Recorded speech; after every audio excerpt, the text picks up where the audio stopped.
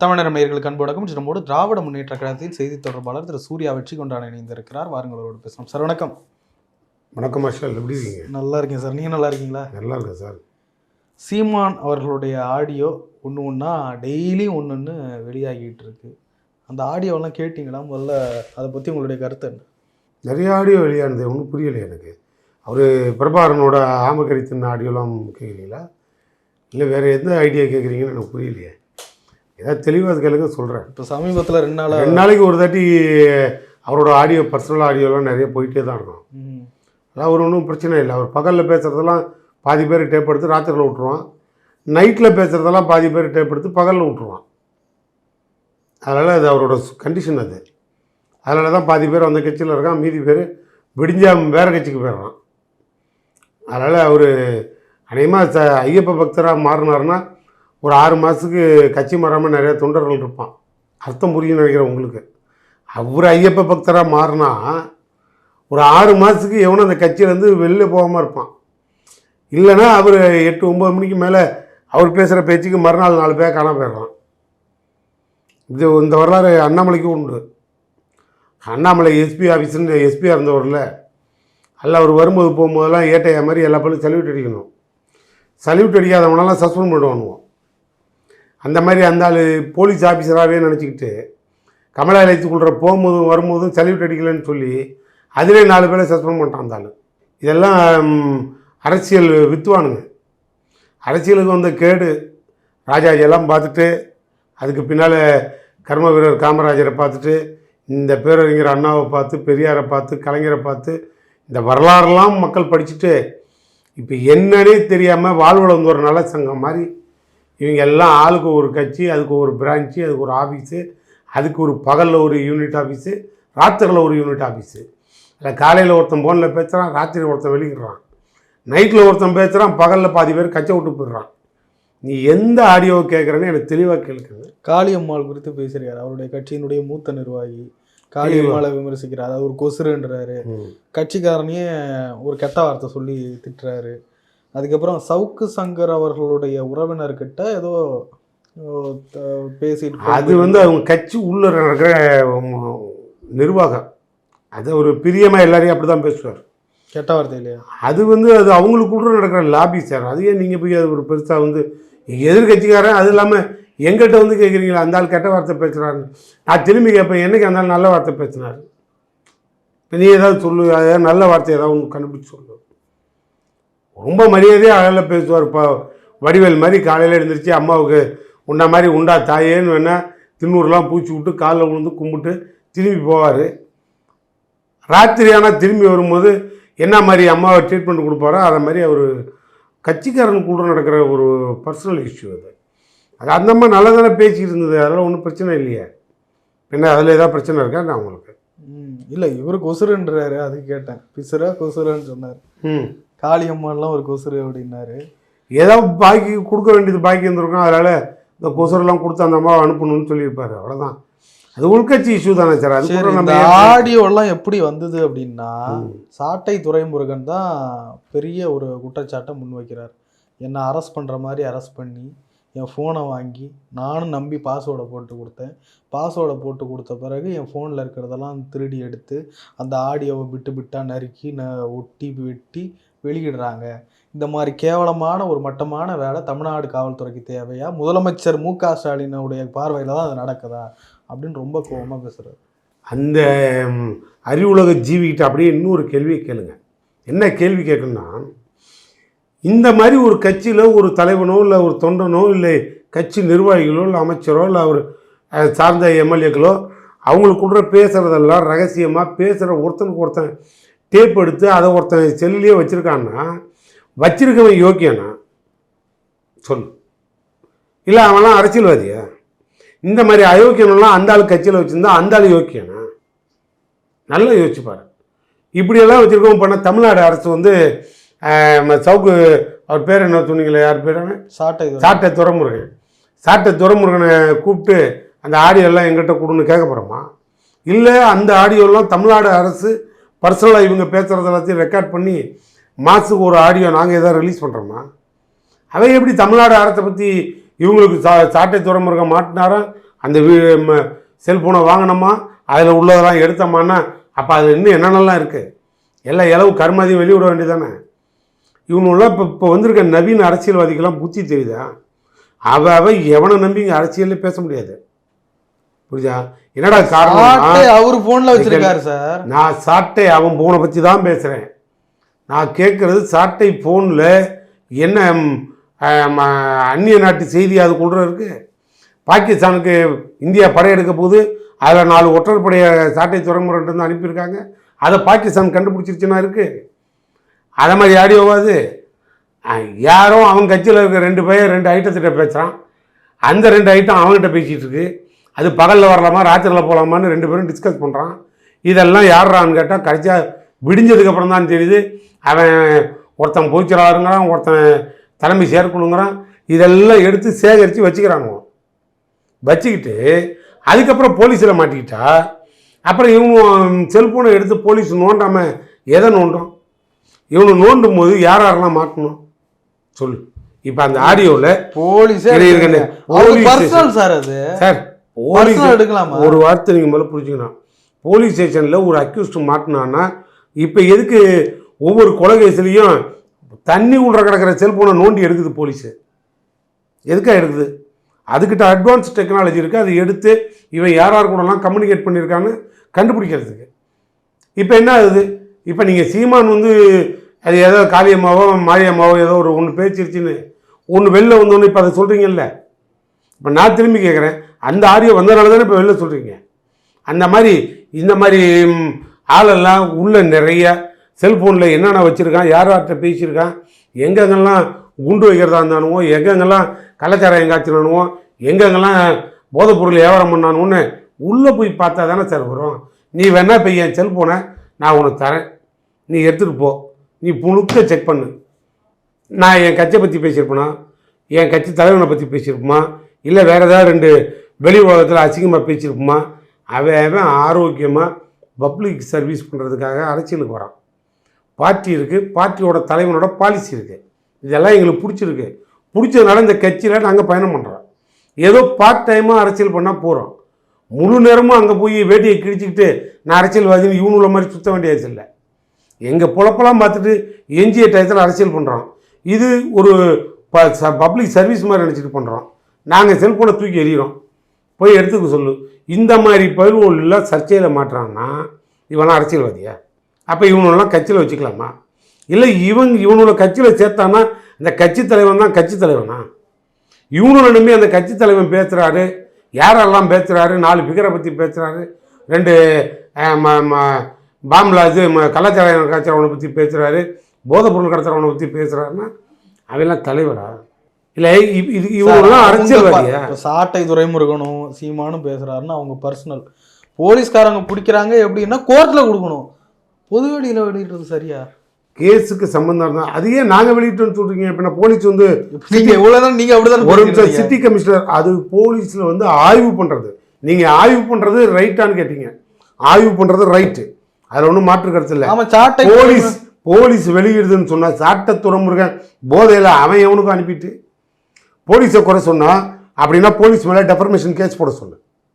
சாட்டை துறைமுருகனையும் சீமானையும் போலீஸ்காரவங்க மேலே டெஃபர்மேஷன் போட சொல்லு. நான் பேசுகிறேன், ஃபேஸ் பண்ணுறோம். நாங்கள் தமிழ்நாடு அரசு ஃபேஸ் பண்ணோம், போலீஸ் ஃபேஸ் பண்ணோம். அதை விட்டுட்டு போலீஸ் வெளியிடுதுன்னா போலீஸுக்கு தான் வேலையா? போலீஸ் என்ன புழு ஃபிலிம் வெளியிடுற வேலை தான் பார்க்குதா? இந்த மாதிரி அயோக்கிய பிள்ளைகளை பிடிக்கிறது, சிடி எடுக்கிறது, புழு ஃபிலிம் வெளியிடுறது, தலைப்பு ஏதாவது போடுங்களேன். இப்படி தான் தமிழக அரசியல் தலைவர்கள் வாழ்க்கை வரலாறு போடுங்க.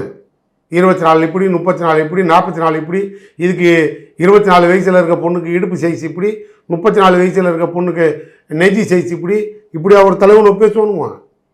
இவனும் ஆடியோவை போலீஸ் வேறு எடுத்து வெளியிடுமா? நீங்கள் ஒரு கேள்வி வேறு என்ன கேட்குறீங்க சார்?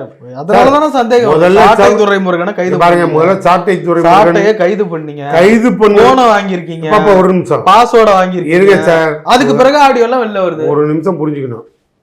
அவனும் ஆடியோலாம் இன்னைக்கு நேரத்தில் வரல. சரி, அப்படியே வச்சுக்கோ, நீங்கள் சொல்கிற மாதிரியே வச்சுக்கோ. போலீஸ் வெளியிடணும்னா ஆத்தென்டிகேட்டடாக ப்ரெஸ் மீட் வச்சு அதில் வெளியிடும், இல்லைன்னா அது கொண்டு கோர்ட்டில் வெளியிடும். இந்த 2 விட்டுட்டு உனக்கு என்ன ப்ரெஸ் மீட் வச்சு போலீஸ் வெளியிட்டுதா? நம்ம இப்படிலாம் பேசுகிறாங்க அந்த கட்சியிலன்னு சொல்லுதா? எதுக்காக கைது பண்ணுதோ அந்த கைதுக்கு உண்டான எவிடன்ஸ் அதில் இருக்கா, அவ்வளோதான் போலீஸ் பார்க்கும். தேவையில்லாமல் அன்வான்டாக எதையும் உள்ளே போய் தேடாது. சும்மா தேவையில்லாமல் போலீஸ்னீங்கன்னா இப்படியெல்லாம் போலீஸை பேசுகிறதுனால தான் போலீஸுக்கு இங்கே பாத்ரூமில் வலிக்கு விழுந்ததான் வெளில வரும்போது சொல்லிட்டு வரீங்க. அப்புறம் போலீஸ் எப்படி சும்மா இருக்கும்? எல்லாம் யோசிச்சு பார்க்கண்ணே. இதெல்லாம் அவவே சொந்த செலவில் சூனியம் வச்சுக்கிறது, புரியுதா? அதனால் அதில் ஒன்றும் மாற்றுக்கிறதுக்கே வேலை இல்லை. அவனுக்கு கட்சியே அப்படி தான் இருக்கும். அதில் ஒன்றும் நீங்கள் டவுட்டே பட வேணாம். அப்படி சொல்லணுன்னா எங்கள் மாப்பிள்ளை சூர்யாவைனா கூப்பிட்றேன், திருச்சி சூர்யாவை. இன்னும் 40 CD இருக்குது, 2 நாளைக்கு ஒன்று வெளியிட்டு போகிறோம். எனக்கு தெரியாத விஷயமா என்ன? அதனால் எங்களுக்கு அந்த வேலையெல்லாம் இல்லை. நாங்கள் பார்க்கணுன்னா எந்த வரைக்கும் அந்த வேலையெல்லாம் பார்த்து தமிழ்நாட்டில் இவங்கெல்லாம் அப்புறப்படுத்தியிருப்போம். அதுக்கு எங்களுக்கு சம்மந்தம் கிடையாது. அதனால் இந்த CD வெளியிடுறது, ஆடியோ வெளியிடுறதெல்லாம் அவங்களோட டியூட்டி. எல்லாம் அவங்களோட சினிமா கம்பெனி அப்படி தான் இருப்பானுங்க. அதனால் அதை விட்டுரு. நாடக கம்பெனிக்கு மக்கள் மத்தியில் அழகான மரியாதை கொடுக்குது. அதுக்கு பேர் தான் நாம் தமிழர் கட்சி. அது ஒரு நாடக கம்பெனி. கரெக்டாக எடுப்பானுங்க, படம் எடுப்பானுங்க, வெளியிடுவானுங்க.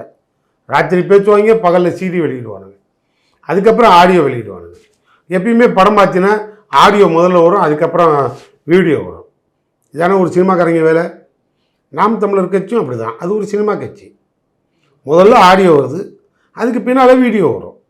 இது ஏன் ஒரு பெரிய அரசியல் கட்சி மாதிரி என்கிட்ட இது உட்காந்து இவ்வளோ நேரம் நோண்டி கேள்வி கேட்குறாங்க? நாம் தமிழர் கட்சியை பார்த்து அவ்வளோ பயமான்னு கேட்குறாங்க. நாம் தமிழர் கட்சியை பார்த்து அவ்வளோ பயமான்னு கேட்குறாங்க. எங்களுக்கு பயம் இல்லை. ஒருவேளை பயமாக இருக்கலாம். என்னடான்னா இவங்கள மாதிரி ஆளு இன்னும் ரோட்டில் நடக்க விட்டுவிட்டு தமிழக அரசு வேடிக்கை பார்க்குதே, அதை நினச்சி காவல்துறைக்கு ஒரு கெட்ட பேர் வருதுங்கிற ஒரு உள்ளுணர்வு எங்களுக்கு இருக்கலாம். அவ்வளோதான், வேறு ஒன்றும் அதுக்கு மேலே பதில் இல்லை. இதுக்கு மேலே என்ன அவர்கிட்ட இருக்குது தியாகத்தை பற்றி நான் வெளியில் சொல்கிறதுன்னு நீயே எனக்கு ஏதாவது சொல்லிக் கொடு. அதாவது அவரை நம்பி போன இளைஞர்கள் சாட்டை துரைமுருகன் ஒரு குற்றச்சாட்டுகிறார். அதாவது திமுகவுக்கு ஒரு பாணி இருக்கு. ஒன்று அவங்கள பிடிச்சி ஜெயிலில் போட்டு அவங்களுடைய கதையை முடிக்கணும், இல்லைன்னா அந்த ஸ்ட்ராட்டஜி ஒர்க் அவுட் ஆகலைன்னா அவங்களை இப்படி தான் பொது வழியில் இழுத்து விட்டு அசிங்கப்படுத்தணும். இதுதான் திமுகவோட கேவலமான அரசியல். எங்கள் கட்சிக்கு நல்ல ஜாதகம் இருக்குது. என் தலைவனுக்கு ஒரு அருமையான ஜாதகம் இருக்குது. திமுகவை குறை சொல்லிட்டு திமுகவை அழிக்கிறேன் ஒழிக்கிறேன்னு சொன்ன அத்தனை அரசியல் கட்சி தலைவனுக்குமே மலர் வளையம் வைத்த ஒரு தலைவன் கலைஞருங்கிறத மறந்துடக்கூடாது. இது ஆனாலப்பட்ட ஜாம்பாவானெல்லாம் பார்த்துட்டு வந்துட்டோம். இந்த மாதிரி அரசியல் அறவேக்காடு, இந்த மாதிரி ஆள் இல்லாத கட்சிக்கு செக்ரட்டரி வேலை பார்க்குறது, இதெல்லாம் நாங்கள் கண்டுக்கிட்டதே கிடையாது. கண்ணு எல்லாம் தூக்கி மூலையில் போடு. இவங்கெல்லாம் கொஞ்சம் அதாவது நேற்று பேஞ்ச மூலையில் முளைக்கிற காளான் மாதிரி வெயில் அடித்தா காணப்படுவாங்க. அதனால் இப்போ முடிஞ்சிருச்சு. அத்தனை தேர்தலையும் அவுட்டு. இனிமேல் இன்னும் 2 வருஷம் இருக்குது, தேர்தல் இல்லை. அதனால் இந்த கட்சிக்கெல்லாம் வேலை இருக்காது. எந்த மக்கள் பிரச்சனைக்காக இந்த கட்சியெல்லாம் போராடி இருக்கான்? நாங்கள் இவங்களை பற்றி கவலைப்படுறதுக்கு அதெல்லாம் ஒன்றும் கிடையாது. அவங்க வேணால் பேசுவாங்க, வேறு வழி கிடையாது. அவங்க அரசியல் இருப்பை காட்டிக்கிறதுக்கு தமிழ்நாடு முதலமைச்சரை குறை சொல்லணும், அந்த பக்கம் போனால் மந்திரிகளை குறை சொல்லணும், இவ்வளோ தான். ஏன் தெம்பு இருந்தால் ஒரு 4 வீடியோ வெளியிட வேண்டியதானே எங்களுக்கு போய் எங்களை பற்றி? அதுக்கெல்லாம் தெம்பு இல்லை. அப்புறம் என்ன, அவனும் எந்த ஆயுதத்தை எவன் கையில் எழுந்துக்கிறானோ அவனுடைய இறுதி முடிவு அதே ஆயுதம்.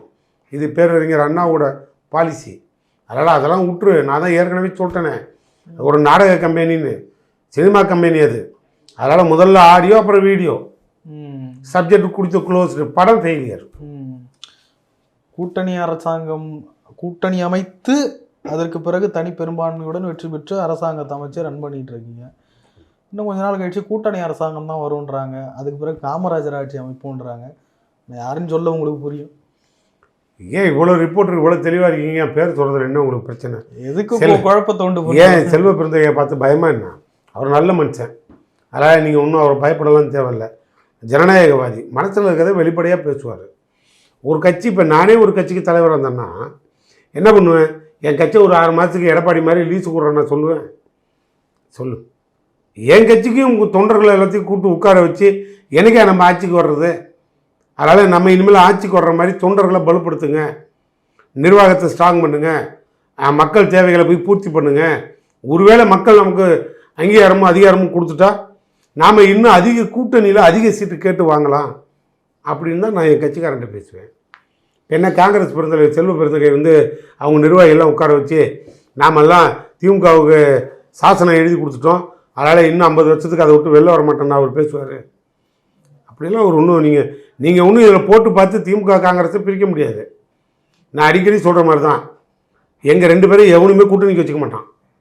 காரணம் என்னடான்னா, நாங்கள் 2 பேரும் 2 கட்சியுமே ஜாதி இல்லைன்னு சொல்கிற கட்சி, மதம் இல்லைன்னு சொல்கிற கட்சி, மத சார்பற்ற கொள்கை உள்ள கட்சி.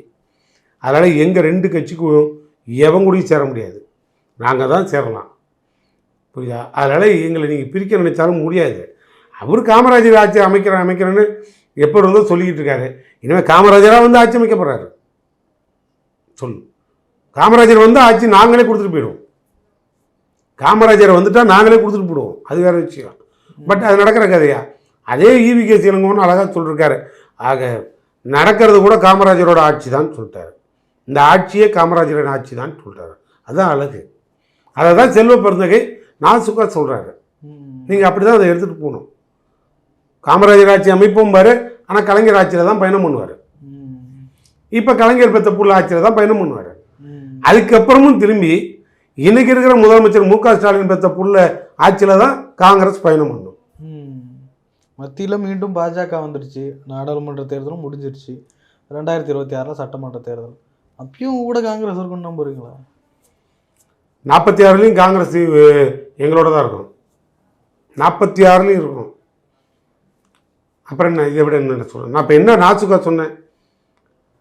கலைஞர் ஆட்சியிலும் காங்கிரஸ் இருந்தது, அவர் பெற்ற பிள்ளை மு.க. ஸ்டாலின் ஆட்சியிலும் காங்கிரஸ் இருந்தது, அதற்கு பின்னால் அமைச்சர் உதயநிதி தலைமையில் நடக்கக்கூடிய ஆட்சியிலையும் காங்கிரஸ் உடன் இருக்கும்னு சொல்லிட்டேன்.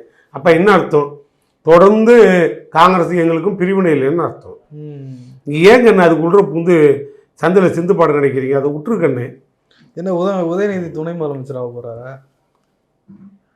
எங்கள் முதலமைச்சரே முடிவு பண்ணி அவரை முதலமைச்சராக உட்கார வச்சுட்டு நான் கட்சியை பார்த்துக்கிறேன்னு சொன்னால் நீங்களாம் என்ன மற்ற கட்சிக்காரெல்லாம் கட்சி கழிச்சிட்டு போடணும்?